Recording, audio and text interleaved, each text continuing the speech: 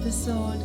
And today we're going to be talking about sex, especially when it comes to Christianity, everything about sexuality and how do we navigate that as Christians? Because I know a lot of the time, sometimes this is a topic that the church can be a bit silent on. So we're just here as Christian women to discuss about that. So we're just going to start by introducing ourselves. And to you.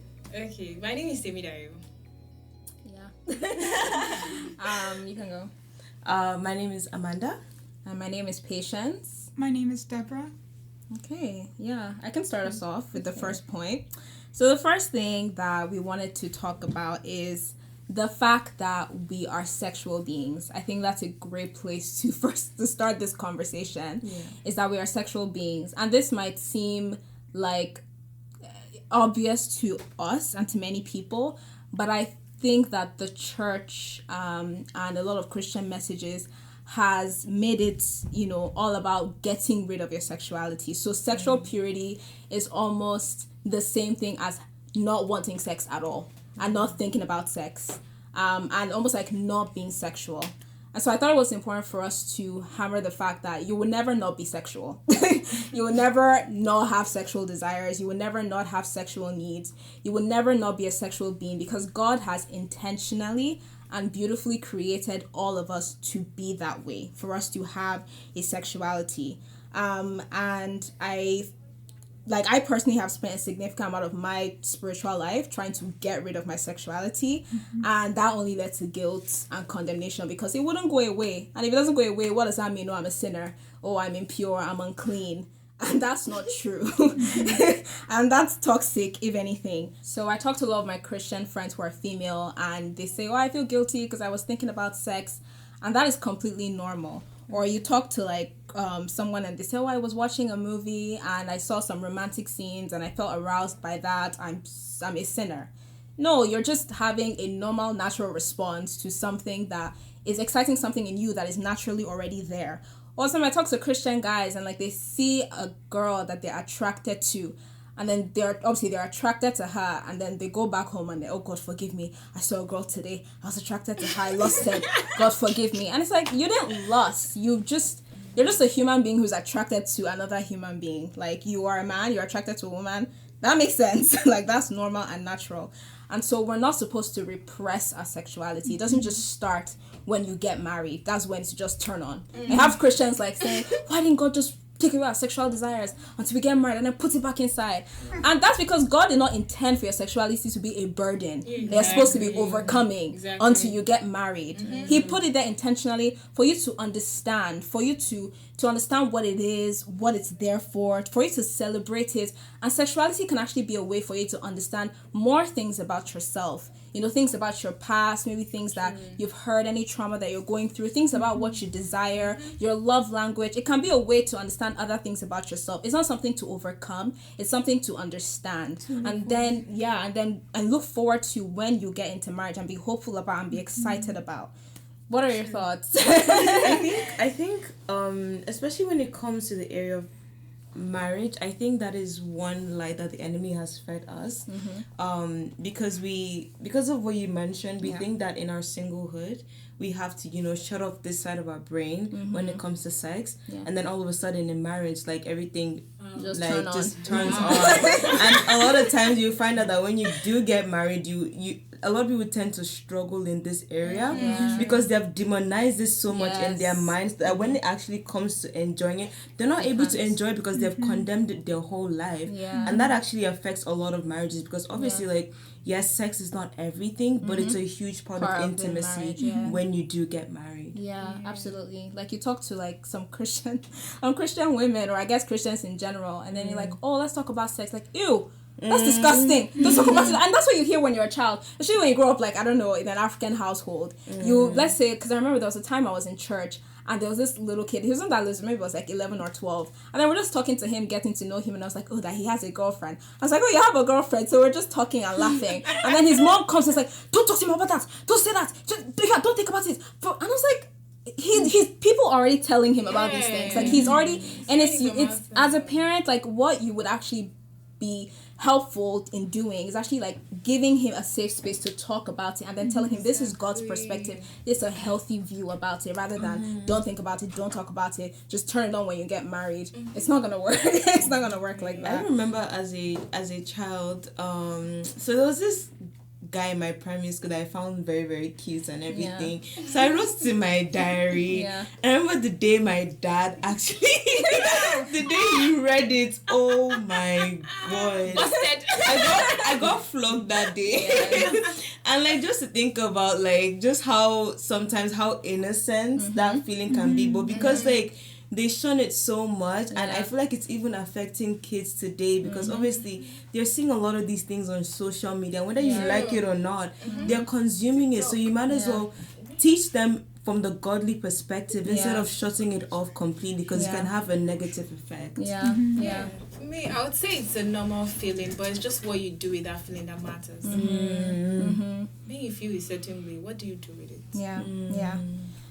And I think that's just the part where you go to God and tell him, like, this is how I'm feeling. Guide me through it. Because obviously it's gonna, if this person that you're into, you know, the feelings fade away, someone else is gonna come again. Exactly. Because we live in this world, people are beautiful. If you're attracted to a guy and you like him and you like how he looks, you're just gonna be like, yeah, God's creation really did that. God creates. Like, are you just gonna stop admiring the things that God created because you know it arouses you? Like, no, and God is gonna be like, yeah, you know, I did make him that beautiful. Good job for looking at it. But now it's time for you to move on. It's time for you to refocus back on me. Because when we look at the story of David and how he him being the authority figure, the king, and he killed a woman's husband because he lusted after her. For a lot of pastors, they're going to say, you know, why was the woman bathing naked on the roof? And the other perspective is, why was David continuously looking at her? She wasn't bathing for him. She wasn't bathing. She was just bathing. She knew her husband was somewhere else. She was going to get dressed, go back down however their houses were made that day. And David was like, no, bring her to my kingdom, bring them to my castle, kill her husband in battle. I'm gonna have you. And God was like, I'm gonna kill your child for that sin. That was it really innocent? Because I mean, yeah, I guess polyamory was somewhat okay back then, but God was like, you did this sin where you denied a woman her continuous happy marriage, got her pregnant, and because you are king, no one is going to deny you whatever you want, you know? If you say you want me, okay, you're the king, what am I going to do? Say no? And God is like, for you holding that authority over her, knowing that the husband was also going to go into battle because you're the king, you tell me where to go, I'm going to go. He had to be punished, disciplined for that. And at the end of the day, David acknowledged that he was wrong in that scenario. And that could be applied to present day situations where so many people, so many pastors or leaders or just everyday individuals, you know, they feel that because they have these urges, they're no longer able to control themselves. They have no self-control. They just go ahead and feel how they feel and do whatever they want. And they hurt people in the process. The dating scene today is so, like, well, for me, when I go on TikTok and I see how many people are complaining about, the man, you know, he did me dirty, I'm going to beat his cheating girlfriend, I'm going to do this, I'm going to do that. And it's like, you know, if communication was really important to you people, you would know that there is a better way to handle this situation. And if you knew that you actually value yourself, you value your feelings, you value your emotions, you know that you can be wronged doing these kind of relationships where there's no end goal. You know, marriage isn't the goal for you guys. Like, you date because you like the feelings. You date because you like the arousal. You date because you like the attraction. The end result isn't going to be good. It's not going to be in your favor. So you have to understand and be aware of where these sexual feelings leads you to. And even within the church, you know, they say, I'm Christian, I'm going to date another Christian. That other Christian can also lead you into sin. Unfortunately, like you would say, you know, godly believers, you know, they want me to get to heaven. No, not all of them. They profess God, but they don't actually act like someone who believes in God. The devil will the devil will use godly people to lead you into sin and lead you straight to hell. So you really have to guard your feelings and know that what is going on internally is very special. It's very protected. God puts fornication as a sin, adultery as a sin for a reason. It's not because he hates the fact that you are sexual or he hates the fact that you enjoy seeing attractive people. It's because he knows where it leads. He knows the end result. And you're going to get your heart broken. You're going to feel, used. So many women, they say they feel damaged after leaving a relationship. They feel like, they were ashamed. They feel that, I guess I wasn't enough for the person. I wasn't good enough to love them. And it's like, no, darling, it wasn't that you weren't good enough. It was that you chose someone that didn't have your best interest in their heart. They were thinking purely sexually. You were thinking most likely romantically, platonically. You were looking for a relationship. They were just looking for the bed. Yeah, for what to use and do. If you caught that, you caught that. I just leave it like that. Yeah, so another thing that I think that sexual purity is that it's not virginity. This is a big one because you have a lot of Christians, especially Christian women, who virginity for women is like another part of your identity. It's another part of the prize that you have. Virginity is not purity. Just because you have had a sexual experience in the past does not mean that you can never be pure. You're damaged forever. You're damaged goods. There's no restoration for you. There's nothing left for you. That's not true. And I wrote down here that purity is two things.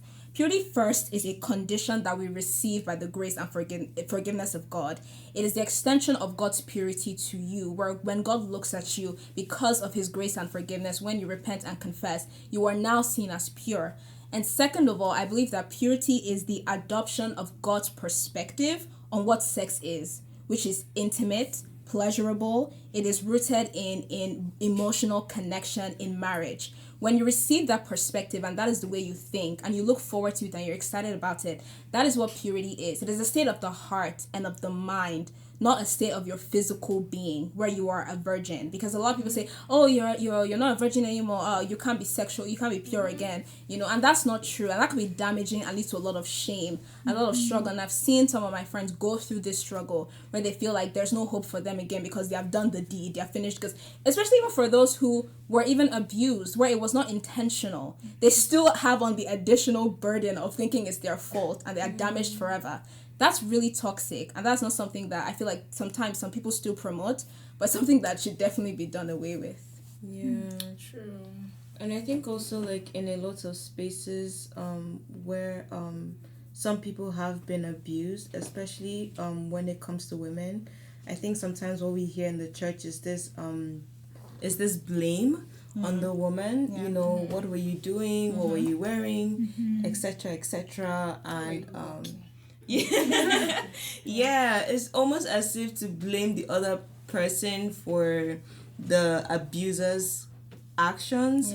And just to clarify that for anyone who has been in that position, like, you are not responsible for another adult or another person's actions. Do you get what I mean? So if anyone has told you in the past, we're really sorry, but like, know that that's true. not God's heart towards you. And yeah 100%. Like, we're gonna talk later about, I still want to stay on this point, but we're gonna talk later about like women's sexuality specifically and how it's perceived both in the church and let's just go into it right now, because I know you wanted to I don't think that I want to talk about that, especially about like media and songs and how like women are portrayed and how sex in general is portrayed and how to like be careful about it. Okay, so the part of media, I would say generally that we all need to like watch what we consume. Because media really portrays a lot. There's a lot that has been dished out. And as Christians, as people that have the Spirit of God, in our lives. Like, we really need to watch what we consume, whether through music or movies, pictures, whatever. If you know a certain movie is going to have sexual scenes, avoid it. Avoid it, because it's not just, oh, I'm gonna skip. Sometimes you will not know when it will come, and just that particular scene that you've seen will stay in your mind. I'm very careful with that, because I know I'm a visual learner. If I see things, I remember, right? So I'm always careful with that. And for the musical aspect, we might not know, but then what we actually listen to, what we open our minds to accept, really goes a long way, right? You can find yourself humming a song that you've listened to days ago, or a song that you've heard somewhere, or maybe playing on the TV. It might be lingering on your mind, and then it will drop that message, and then you don't know when you start acting out based on what you've consumed from the media, right? So be careful of what you consume. And also, I've seen lately, there's been since, not even just lately, but it's more like it's so much right now on the on media right now, the sexualized content on media is a lot right now. And I've seen videos actually of women being sexualized in like music videos. They forget the men aspect of it. They're like, okay, women. They want women. If they don't have women in their videos, it's nothing. The video is not done. It's nothing. It's nothing. So we really need to watch what we consume, right? And we need to, even us as we're, making content, we need to be careful of what we're dishing out. Yeah. I really want to emphasize, like, especially what you said about a lot of sexual content. And I feel like the specific danger about that is the pornified view of women, right? So displaying women as like sexual objects for entertainment, or even sometimes like in movies, they're portraying a sexual relationship that is actually toxic, and then just seeing it as like, oh, this is good, this is completely normal. Like I still watch a lot of Korean dramas, right? And especially like the old ones, you just see the guy just push the girl on the floor. I'm like, oh my gosh, this is so sexy. And it's like, actually, this seems abusive. This seems like harassment. This is not healthy. Or they display like toxic patterns of relationship and consider that to be, oh, this is so nice. I wish I have a man like this. You actually don't want to have a man like that. Exactly. You do not, because if it were to actually happen to you in real life, you would actually feel unsafe, because this is an unsafe situation. So yeah, we need to be careful like what we consume, making sure that we're not corrupting our minds with the world's view of sex. We need to actually, and in contrast to that, I would suggest like look for healthy books about sex.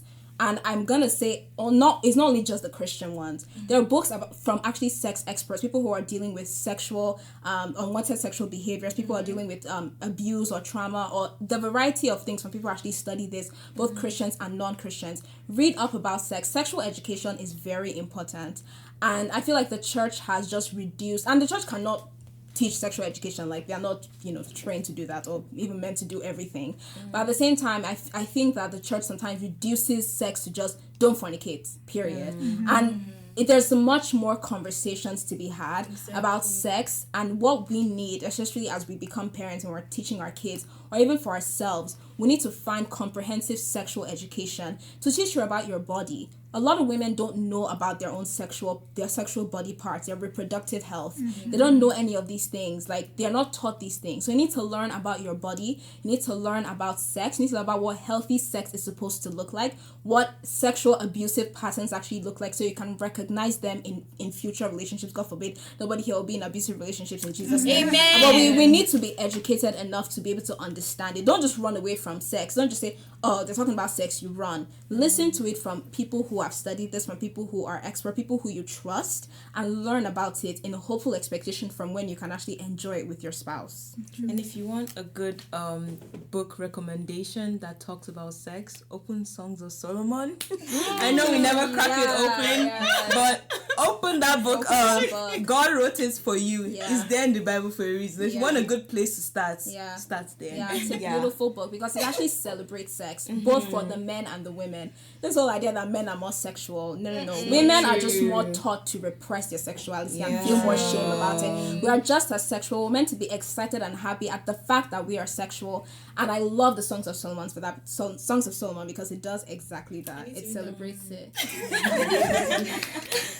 Okay, let's quickly talk about modesty because I know we talked about this before. So let's get into it because this is another part of like the female sexuality, specifically in the church, that needs to be addressed. And I know Amanda said something about that. So why don't you go off about modesty, the modesty messages. Yeah, so I think in Christian spaces, a lot of times, one thing that I found difficult growing up was the fact that the messages around modesty were always framed around men. You know, dress in a way so that men around you will not be enticed. Dress in a way that, okay, if you're more curvy, you have to, you know, dress a bit more modest than people that are a bit slimmer. And then when you actually think about it, it's like, what kind of message does that actually send? For example, now the whole curvy versus slim people, are you trying to say that slimmer people are less attractive?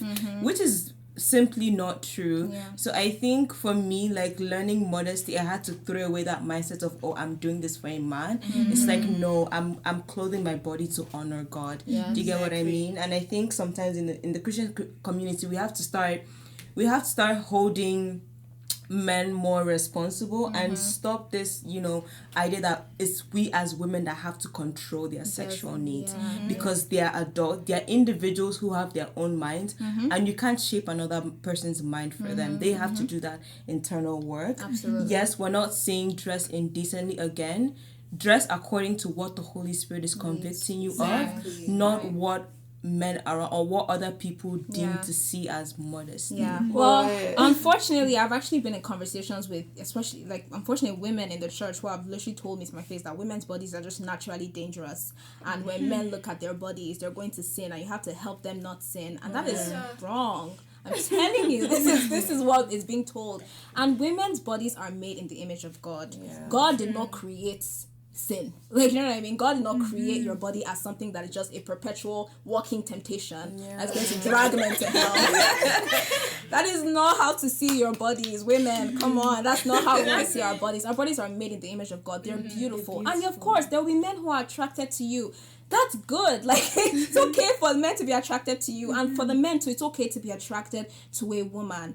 But obviously, if it's leading into lust, into an unhealthy desire, then that's your responsibility to go to God and ask Him to purify your heart. Look into the depths of that. Where is that coming from? Maybe I've had a history of porn use, and that's feeding my mind to the way I look at women has become toxic and corrupted. Then you need to deal with that porn use. So maybe you've heard messages from other men. Oh, look at that woman, look at her this, look at her that. And you're not seeing women in that way. That's something you need to deal with. And for women, how we view our bodies, how we view our sexuality is also, like you said, something we use to honor God. It's not because if you're going to do that mental cycle of how is my body like this, I don't want men to look at this, girl. You're just gonna hurt yourself. You're just gonna hurt yourself. I want to say something. Yes, please. Some people say, oh, be comfortable in your skin. And they use that phrase to, you know, expose their bodies. So like comfortable in my skin, they show their cleavage. I'm comfortable in my skin. They wear like revealing clothes. how, like You don't have to be comfortable in your skin to like reveal your skin can be glowing and you're still comfortable in your skin, right? The weather might be good and you're still comfortable in your skin. You don't use all these popular phrases just to dishonor God. To excuse your Exactly.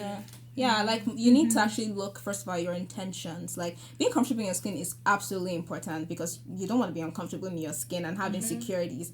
But at the same time, like let's go before God and actually ask Him, like bear out my heart before me. You know what I mean? And that's something that really happens like to a Christian. I mean, you can't go to someone who's not a Christian and be like, go to God and ask Him, like, what can you do? You know what I mean? But for you as a Christian, right? Be comfortable in your own skin. Be bold, you know, about your body and love your body and dress to like, you know, just for your body type and all these other things, like know your style, etc. But go before God and ask him, okay, why am I actually doing this? Like, am I actually practicing like sexual modesty, for example, being modest about the sexual appeal that I naturally have, right? Am I actually being like stewarding over it well, rather than like using it maybe for attention or using it for the wrong reasons, whatever those reasons might be, right? So that's my perspective on that.